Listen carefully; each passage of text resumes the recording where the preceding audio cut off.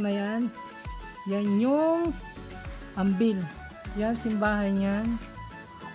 So nung dati dyan ako nagsisimba.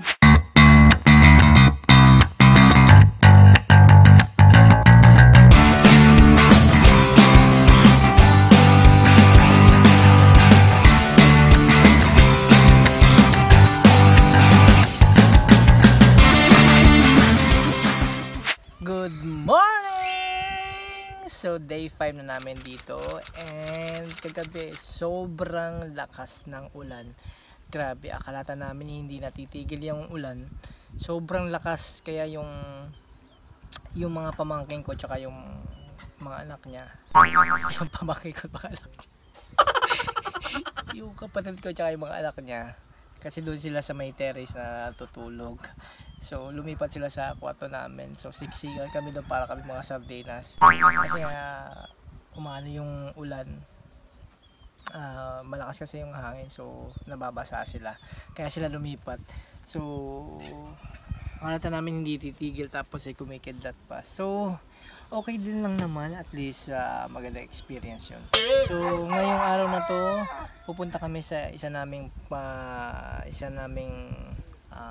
farm. Isa namin bukid sa Tagalog. So bibisitahin namin yun guys, kung ano yung update doon, kung ano yung ganap doon, kung ano meron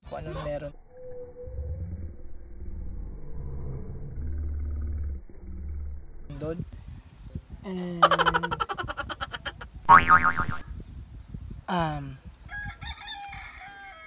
tawag dito, sabalita ko kayo guys. I will see you guys later. Bahay ni Tito Artem yan, yung kanyang kubong yan. So ito kanya yan guys, kanyang palayan yan. So palayan ni Tito Artem. So pumunta kami sa kubo niya, dadaan kami kasi yung tricycle hindi kami kayang isakay.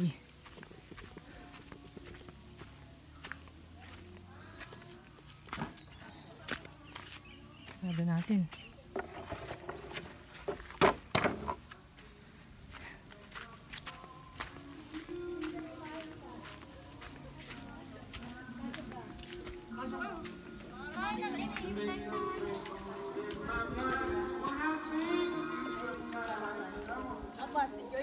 Opo.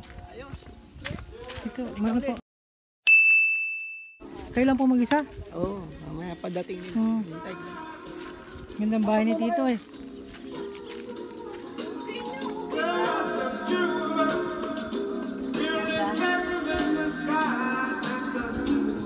Ganda ng bahay ni Tito. Pagpalaan po.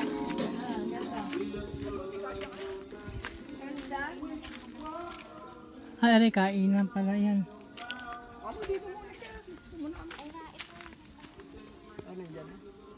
Baka gusto rin makarating. Hindi nangaral siya sa sana. Sena.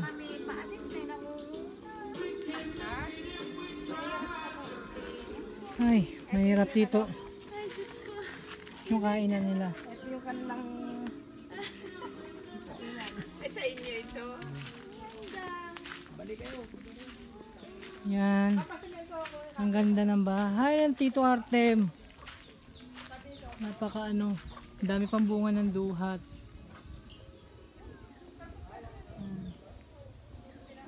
Hindi na kami matutuloy. Malakas kasi alon. Hindi kaya ng bangka. Yan. Kasi kanina kalma. Hindi malakas ang hangin. Ngayon malakas na hangin. Hindi kaya. Ang daming puno ng duhat.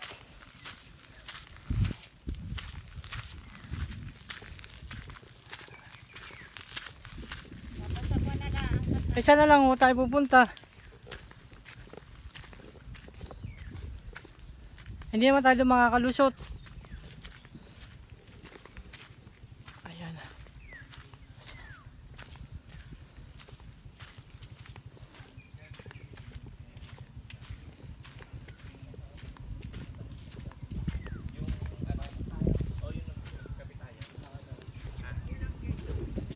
Para-paraan lang. Ito tayo ngayon.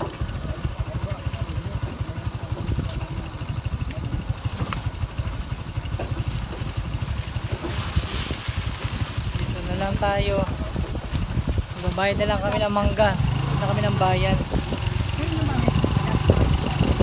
Laban lang. To, laban lang to.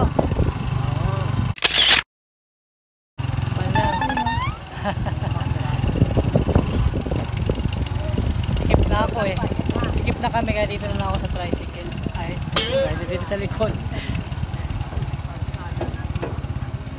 Init. Siguro din. Sabi, laban lang. Lang kayo. Kaya ya. Yung tayo direct sa bukid. Kaya yan, Tita Ting. Laban lang. Ayan na. Oo, dati yan guys, maganda yan. Yan, kapag yung tagulan. Kita yan, green na green.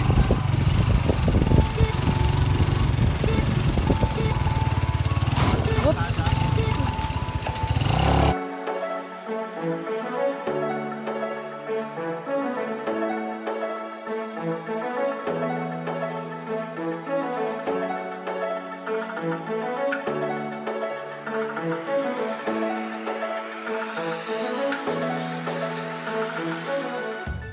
Trip tayo. Dahil di na tuloy road trip.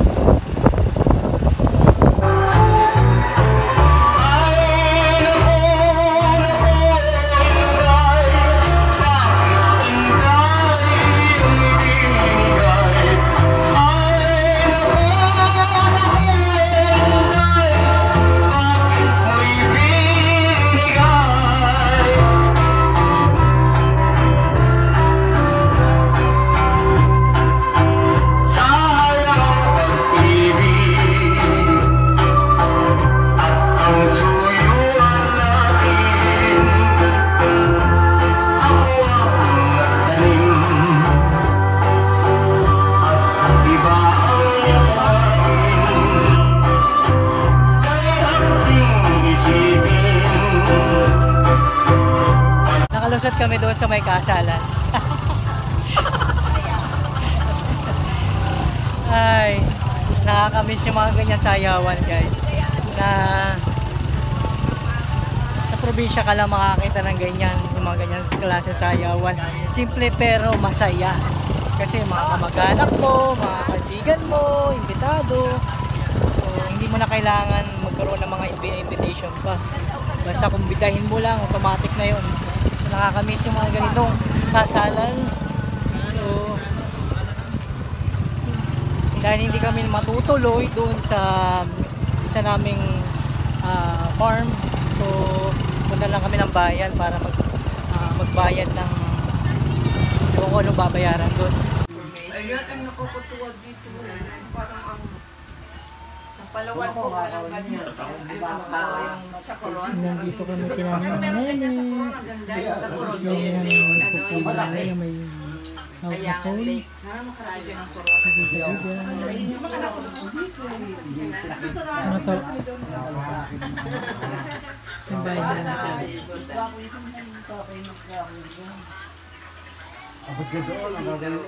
Sarap magbabad. Ano to baga? Hi Kadali. Ako po si Kay. What is your name? Kayden, 3 years old. Ba.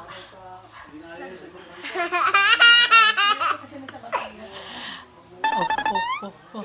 3 years old lang yan guys. Sobrang taba. Baya. Baya. Pawisan ka lang. Oh. Magay ka. Hello. Hoy, tuya! Oh, tuya. Oh. Ha. Ha. Nandito kami ngayon sa bayan. So, sobrang ang dami ng pagbabago dito. Ang dami ng mga bahay na nabago. Yung iba, sira na. Katulad nung sa amin. Diyan dati guys yung bahay namin. Dito. Diyan. Kaya lang dahil sa sobrang tagal na, bulok na. So, giniba na siya. So yan yung talagang goal ko. Isa yan sa mga goal ko na gusto kong makapagpatayo ng bahay dyan. Yan yung pinag-iipunan ko na sana'y magawa ko, na sana'y matupad ko yung hinihiling ko na gawin, na gumawa ng bahay. So sobrang dami ng pagbabago nga dito, pati yung mga road nila, ang dami ng changes. Yung tulay dyan, ayan, ewan ko ba kung bakit ganyan na yung tulay nila. So kawawa naman yung malapit doon sa may tulay, natatabunan na. See, yan, natatabunan na yung bahay nila dyan. Dati-rati hindi naman ganyan dyan eh, ewan ko, hindi ko rin alam. Punta kami ng munisipyo para magbayad kami ng amilyar. So dapat pupunta kami ng farm nga namin, kaya lang hindi natuloy. So punta na lang kami dito sa bayan sa mga kamag-anak namin. 3 hours later. Nandito kami ngayon sa school namin. School ko. So dito ako nag-aral ng elementary hanggang high school. Kaya lang guys, hindi pa ganong kaganda katulad nung nag-aaral ako dito. So Looc Central School. So guys, hindi pa siya ganong kaganda dati nung nag-aral ako doon ng elementary at ng high school. Wala pang mga ganyan. Parang ano pa lang yan, para mga lumang room. Tapos wala pa rin ganyan. Wala pa. Pero itong mga ganito, matagal na yan. So siguro ni-renovate lang. Tapos yung parang may, hindi ko alam kung ano to. Ano ba tawag dito? Ha? Pero ito, matagal na to guys. Matagal na to. Kaya lang, parang kahoy lang to dati yata eh. Kapag nandito ka sa taas, ito yung kabuuan niya. So, nakikita nyo ba yung bundok na yan? Yan yung Ambil. So, ang ganda lang ng view dito. Kitang-kita mo. Ayan. Sabi ko guide hindi na. Yan, simbahan yan. So, nung dati dyan ako nagsisimba. So, yan ang kanyang view kapag nasa taas ka. Ito yung high school na area. Dati, ano yan dati guys? Oval yan. Diyan kami naglalaro ng PE namin. So, napakalaki nito. So, ang dami na nabago. Ang dami na pala. Ang dami ng changes. Ay. Yan. Diyan kami nagpa-flag ceremony nung high school diyan sa area na yan. Hindi pa dati ganyan yung stage. At saka yung basketball court. Dati yan, may puno dyan ng niyog ng sampalok dati. Diyan sa may likod. Hindi mo na nabutan. Dati may dyan. So ang dami na pala talaga na bago. Buti na lang nakapunta ako dito guys kasi last day na namin ngayon. So bukas is magpapak na kami. Pauwi na kami mamayang madaling araw. So buti na lang nagkaroon kami ng ganitong opportunity. Diba, Jidebe? So, pet malulodi. So yan lang guys. Ang ganda ng view, diba? Diba, Jidebe? Yeah! This is it! Stephen, this is our last night here. So, kapag nagsimula, meron ding katapusan. So, ito na yung pinaka last na gabi na pag-stay namin dito sa kubo na to na naging kanlungan namin, kanlungan talaga, for 5 days. So, maraming memories, di ba, Stephen? Maraming memories na maiiwan kami dito na sobrang nakakamiss yung mga sariwang pagkain, sariwang hangin, and yung simpleng buhay ba na nakatira ka sa bukid talaga, na malayo ka sa ingay ng sasakyan. So ang maririnig mo lang is yung huni ng ibon. So nakakamiss. So pagbalik namin sa Laguna, so siguro maninibago tayo, no Stephen? So, babaunin ko tong memories na to once na makabalik na ulit ako sa Bahrain na walang ganito doon eh. Kaya nakakamiss na. Walang ganito, walang bukid doon. So, dito ko na i-end yung vlog na to for today. So, tomorrow is gigising pa kami ng maaga ng 3 o'clock kasi mabiyahe pa kami. So, don't forget to subscribe to my channel, and kung nagustuhan nyo, just give a thumbs up and comment down below. So, I will see you guys tomorrow. So, try natin mag-vlog sa ano pagbabiyahe bukas. At I hope na magkaroon kami ng safe na pag-travel. And thank you sa family ni Kuya Joel, ni Ate Heidi na nagkasikaso sa amin. Salamat sa kanila. Sobrang mamimiss namin sila. Di ba Steven? Yes. Mamimiss natin to. So, see you guys on my next video. Ito, tingnan niyo yung ano niya. See you guys on my next video. Bye!